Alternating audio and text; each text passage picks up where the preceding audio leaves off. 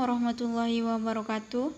Perkenalkan, saya Desti Hardayanti Putri, NIM 19076044, Prodi Pendidikan Teknik Informatika dan Komputer Universitas Negeri Padang. Pada kesempatan kali ini, saya akan menjelaskan tentang administrasi sarana dan prasarana pendidikan.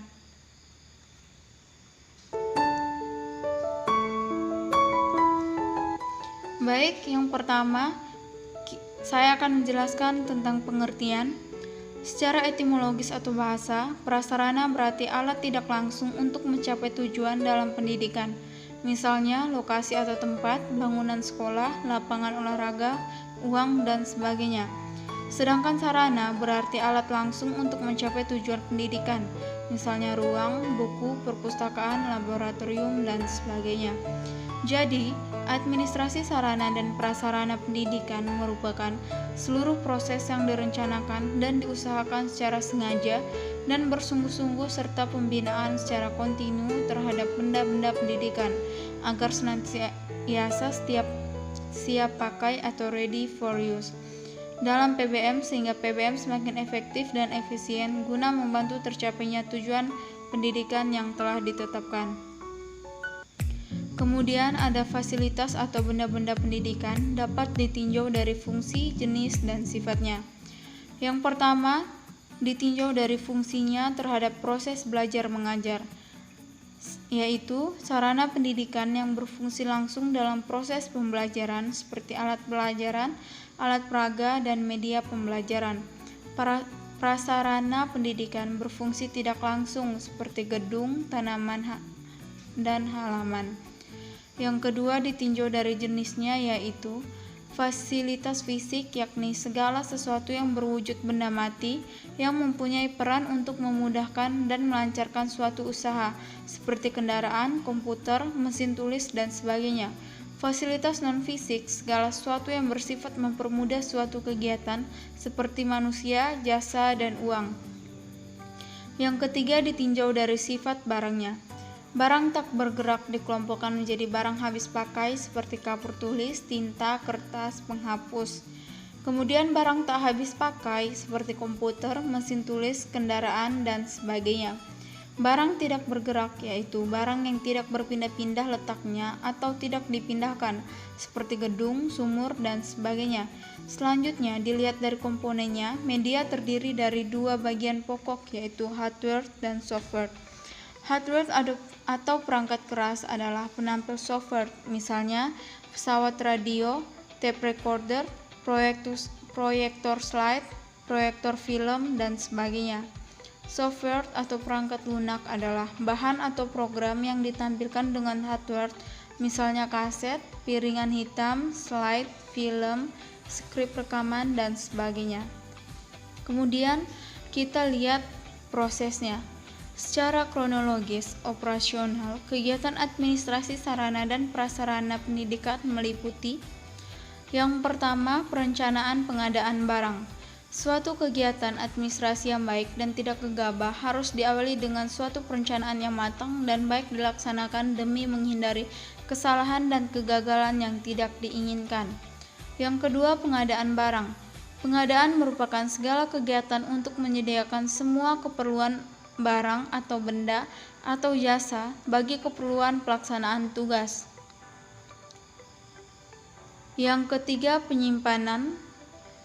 Penyimpanan yaitu menampung atau mewadahi hasil pengadaan barang-barang demi keamanannya, baik yang belum maupun yang didistribusikan.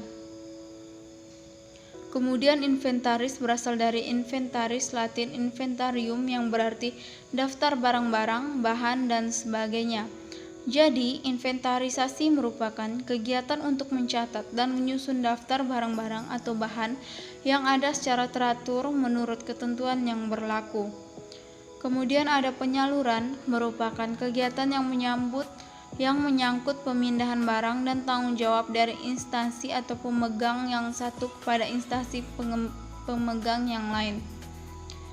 Kemudian ada pemeliharaan, merupakan kegiatan penjagaan atau pencegahan dari kerusakan suatu barang sehingga barang tersebut selalu dalam kondisi baik dan siap pakai.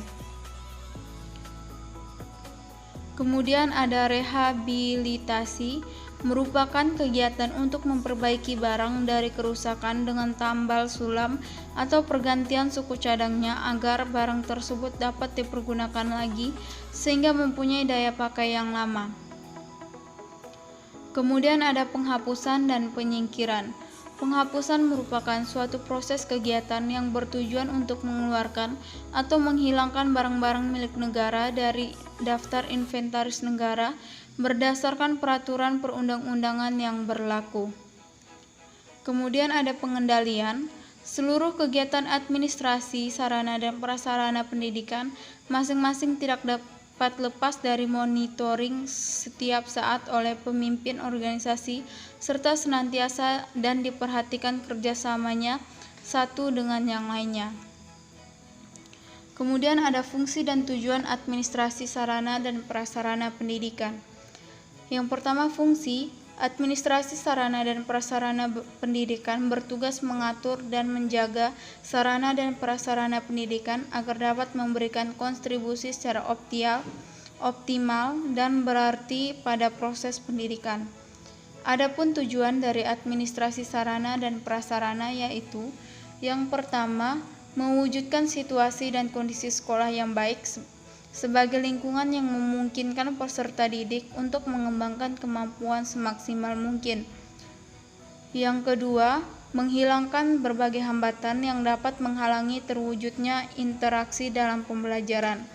Yang ketiga, menyediakan dan mengatur fasilitas serta perabot belajar yang mendukung dan memungkinkan siswa belajar sesuai dengan lingkungan sosial, emosional, dan intelektual siswa dalam proses pembelajaran.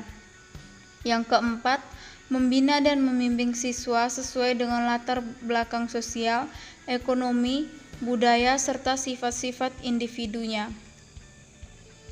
Kemudian ada peran guru dalam administrasi sarana dan prasarana pendidikan.